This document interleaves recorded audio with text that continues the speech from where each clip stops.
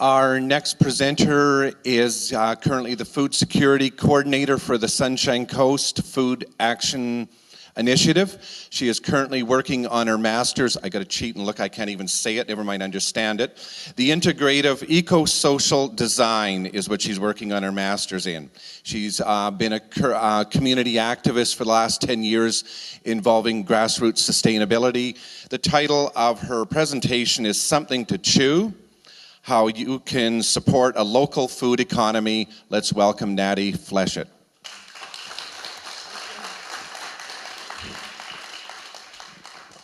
Hello, everyone. First off, I just want to thank you all again for really taking food security and agricultural issues to heart and giving of your time and intellect to be here today.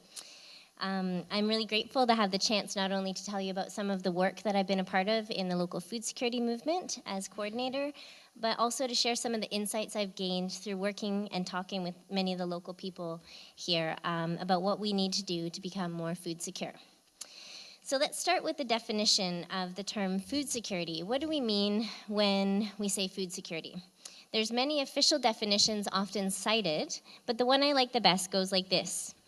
A community enjoys food security when all people, at all times, have access to nutritious, safe, personally acceptable, and culturally appropriate foods, produced in ways that are environmentally sound and socially just.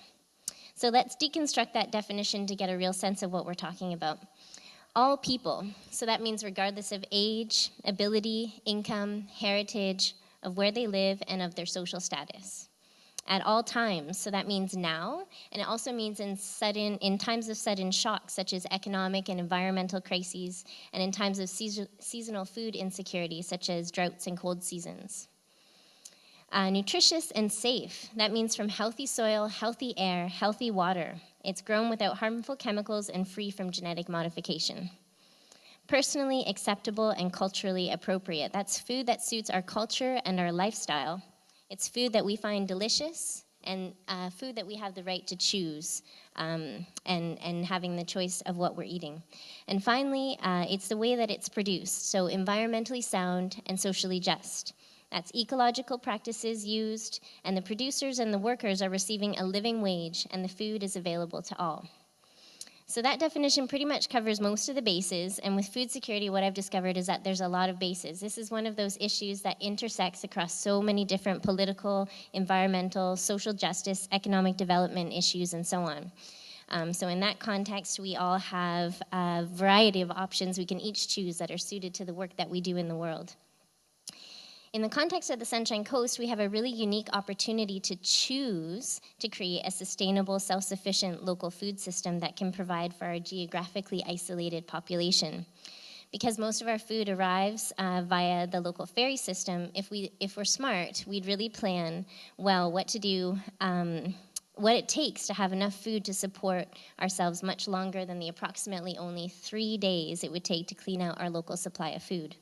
So we can have vision here today and into the future, and we can choose to do more than just stockpile food in case of disaster. We can be a model for regional sustainable food system design. So how do we get from where we are now to where we want to be? Let's take a look at the current picture on the Sunshine Coast.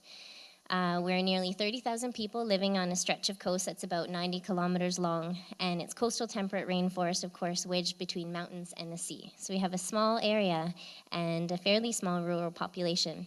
As John mentioned, we have around 8,000 acres of designated ALR land, and yet we have less than 30 commercial farms of mostly small to medium scale.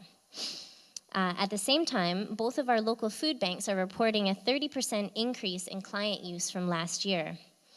Most of the food sold in our local retail outlets comes from off-coast, often from thousands of kilometers away. And of the retail price of food, typically only 1% to 2% of that price gets back to the farmer. So for small-scale farms to really truly be profitable, they need to focus on direct sales, which is first through farm gates and CSA shares, and secondly at farmers markets.